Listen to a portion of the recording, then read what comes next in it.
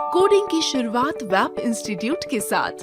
Subscribe करें web institute YouTube channel को। Hello students, Lionel cloud का चैप्टर 2 है।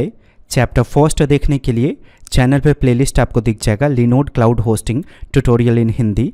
चैप्टर फर्स्ट में आपको बताया गया था कि PHP, MySQL, PHP MyAdmin, free SSL certificate, domain को होस्टिंग से कनेक्ट करना, मतलब PHP वेबसाइट से रिलेटेड होस्टिंग के लिए जितनी भी चीज़ों की आवश्यकता है वो कैसे करना है लिनोड क्लाउड का यूज़ करके, ये चीज़ आपको चैप्टर फर्स्ट में सिखाया गया था। ज़रूर देखिए चैप्टर फर्स्ट को। वैसे इस प्लेलिस्ट के अंदर मैं लिनोड की सारी चीज़ें आपको पढ़ाने वाला हूँ। अब तक आपने चैनल सब्सक्राइब नहीं किया तो सब्सक्राइब करके बेल आइकन को हिट कीजिए। जब लिनोड मैं आपको पढ़ा दूंगा तो फिर इसके बाद हम दूसरे क्लाउड पे शिफ्ट करेंगे। AWS, Vultr, DigitalOcean, Google cloud, Azure, ये सारा चीज़ आप पढ़ लोगे यहाँ पे। इसीलिए चैनल सब्सक्राइब कीजिए। वीडियो अगर आपको इंटरेस्टिंग लग रहा है तो अभी लाइक कर दीजिए। कुछ पूछना चाहते हैं तो कमेंट जरूर कीजिए। ये चैप्टर सेकंड है, इसलिए हम इस वीडियो में जानेंगे कि कौन सा सर्विस आपको कब यूज़ करना चाहिए लिनोड का। और ज़रूरी नहीं है कि यहाँ जो चीज़ आप जान रहे हो वो बाकी के क्लाउड में ना हो। जो लिनोड के क्लाउड में अवेलेबल है वो बाकी के क्लाउड में भी अवेलेबल होगा। मतलब अगर आप यहाँ जान जाओगे तो AWS पढ़ते वक्त भी आसानी से समझ में आएगा, डिजिटलओशन में भी समझ में आएगा, वल्चर में भी, या गूगल क्लाउड एज्योर में भी आपको समझ में आएगा। ओके, सो लिनोड ये पहला फीचर आपको मिलता है। यहाँ से आप होस्टिंग के लिए सर्वर प्राप्त करते हो। जैसे अगर आपको PHP, Node.js या किसी भी लैंग्वेज की वेबसाइट होस्ट करनी है तो पहले हम लिनोड में जाते हैं और सर्वर को परचेज करते हैं। वैसे पिछला वीडियो देखेंगे तो इसके बारे में और अत्यधिक जानकारी आपको मिल जाएंगी। अब वॉल्यूम के बारे में समझिए। देखिए, लिनोड आप इसलिए लेते हो ताकि आप कोड को होस्ट कर सको। वेबसाइट जब आप बनाओगे तो उसका कुछ कोड होगा, उसी कोड को तो होस्ट करते हैं ताकि वेबसाइट इंटरनेट पे खुले।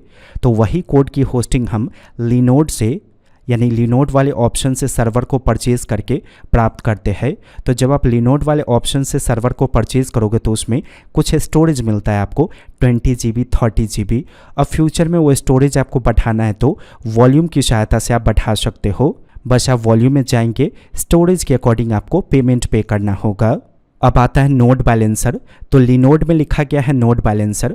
अगर आप AWS पे होंगे तो नोड बैलेंसर की जगह लिखा होगा लोड बैलेंसर। ओके, इसका काम होता है आपके ट्रैफिक को डिवाइड करना। अब इमेजिन कीजिए कि एक ही समय में 1 लाख ट्रैफिक आ जाता है आपके वेबसाइट पे।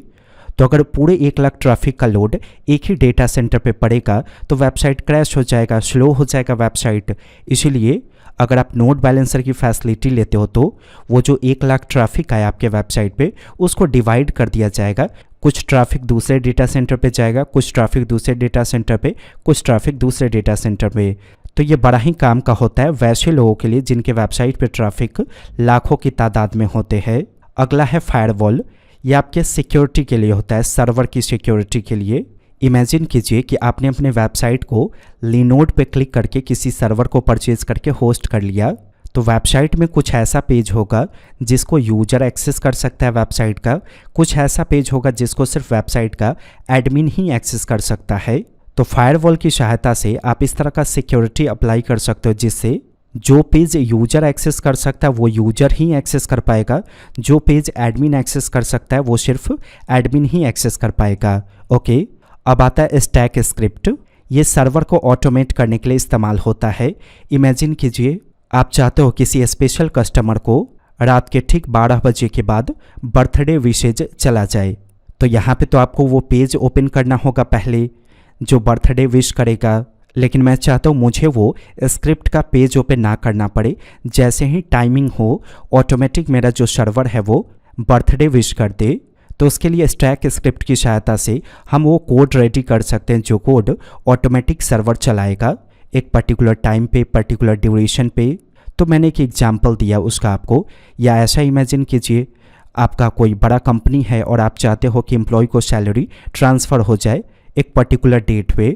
तो पहला तरीका है कि आपके पास एक स्पेशल पेज होगा जहां लॉगिन करके सबमिट करेंगे तो सैलरी ट्रांसफ़र हो जाएगा।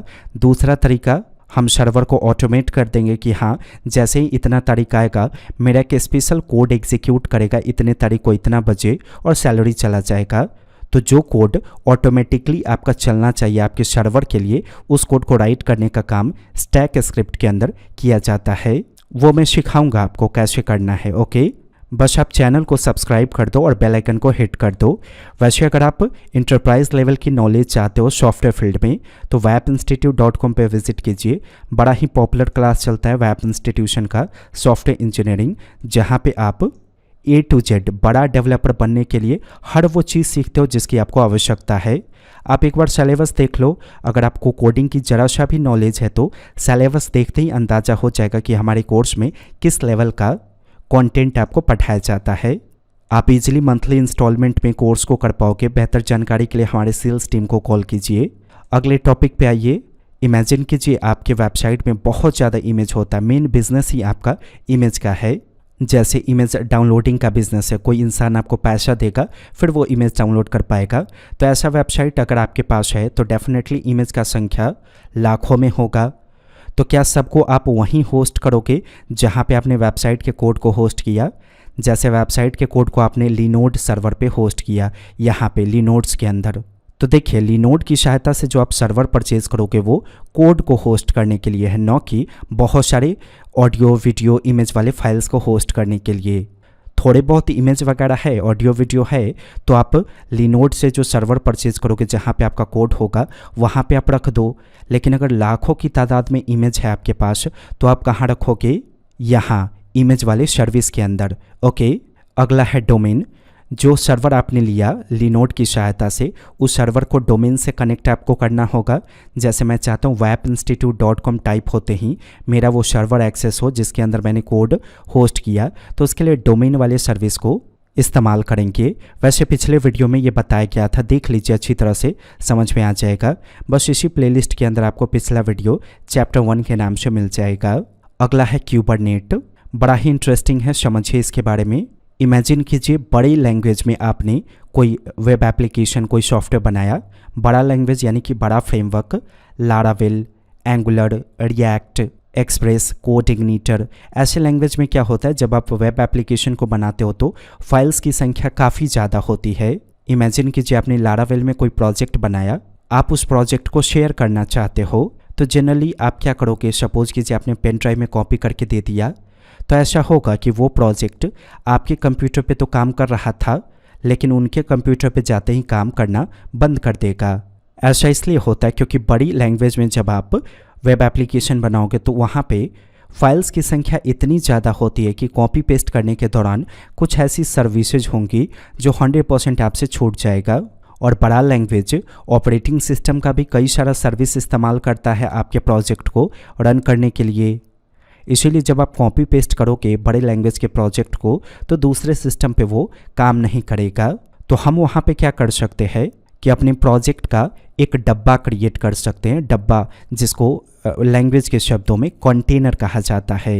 ओके, तो कंटेनर क्या है? हमारे प्रोजेक्ट का एक डब्बा। जब वो डब्बा क्रिएट हो जाएगा, कंटेनर क्रिएट हो जाएगा, तो फिर आप उसे शेयर कर दो किसी भी यूजर को, तो आराम से वो प्रोजेक्ट उनके कंप्यूटर पे भी रन कर जाएगा। तो प्रोजेक्ट के लिए कंटेनर्स अगर आपको क्रिएट करना है तो जनरली हम डॉकर का इस्तेमाल करते हैं, और उन्हीं कंटेनर्स को मैनेज करने के लिए हम क्यूबरनेट्स का इस्तेमाल करते हैं। तो क्यूबरनेट्स क्या है? कंटेनर को मैनेज करने का एक टूल है। कंटेनर क्या होता है? हमारे बड़े प्रोजेक्ट का एक ऐसा डब्बा जिसको हम कहीं पे भी शेयर करेंगे तो हमारा बड़ा प्रोजेक्ट सही से काम करेगा। ओके, वैसे डॉकर वाली चैप्टर में ये चीज़ आप अच्छी तरह से जान जाओगे। अब आता है ऑब्जेक्ट स्टोरेज। इमेजिन कीजिए आपने डाउनलोडिंग की वेबसाइट बनाया, तो 100% चांस है कि ऑडियो वीडियो की संख्या बहुत ज़्यादा मात्रा में होंगी। तो जो वेबसाइट का कोड होगा वो आप यहाँ होस्ट करोगे लिनोड के अंदर, और जो उसका ऑडियो वीडियो या मीडिया फाइल होगा बड़े साइज़ का, उसको आप यहाँ होस्ट करोगे ऑब्जेक्ट स्टोरेज के अंदर। अगला है लॉन्ग व्यू। ये स्टैटिक्स देखने के लिए इस्तेमाल होता है। जैसे आप ये जानना चाहते हो कि आपका डेटाबेस कितना यूज हो रहा है, सर्वर का रैम कितना यूज हो रहा है, मेमोरी कंजप्शन कितना हो रहा है, ट्रैफिक कहाँ से आ रहा है, मतलब सर्वर की पूरी स्टैटिक्स की जानकारी लेने के लिए हम लॉन्ग व्यू का इस्तेमाल करते हैं। मार्केट प्लेस, इसके अंदर लिनोड आपको एप्लीकेशंस प्रोवाइड करता है जिसको डायरेक्ट आप सर्वर के अंदर इंस्टॉल कर सकते हो। जैसे फर्स्ट वीडियो अगर आप देखोगे तो आपको याद होगा हमने लिनोड सर्वर क्रिएट करते वक्त लैम्प को इंस्टॉल किया था। तो ये लैम्प एक एप्लीकेशन है जिसे प्रोवाइड करने का काम मार्केट प्लेस करेगा। आपको अलग से अपने सर्वर के अंदर PHP, MySQL ये सब इंस्टॉल करने की आवश्यकता नहीं होती अगर आप मार्केट प्लेस का इस्तेमाल करते हो। अगला है अकाउंट। ये तो लॉगिन सिस्टम से रिलेटेड है। हेल्प एंड सपोर्ट, जहाँ से आप हेल्प वगैरह ले सकते हो क्लाउड से रिलेटेड। तो ये इंट्रोडक्शन वीडियो था। नेक्स्ट वीडियो ज़रूर देखिए। हम लिनोड और डोमेन का प्रैक्टिकल देख चुके हैं। अगले वीडियो में हम इनमें से किसी दूसरे सर्विस का प्रैक्टिकल देखेंगे। वीडियो पसंद आया लाइक कीजिए, कुछ पूछना चाहते कमेंट कीजिए, वेबसाइट पे ज़रूर विजिट कीजिए। कंप्लीट एंटरप्राइज लेवल की सॉफ्टवेयर डेवलपमेंट ट्रेनिंग चाहते हैं तो इस कोर्स को ज़रूर ज्वाइन कीजिए। हर वो चीज़ है इस कोर्स के अंदर, बस आप एक बार सिलेबस देख लो। वेब इंस्टीट्यूट के वीडियो को देखने के लिए और webinstitute.com पे विजिट करने के लिए आपका धन्यवाद।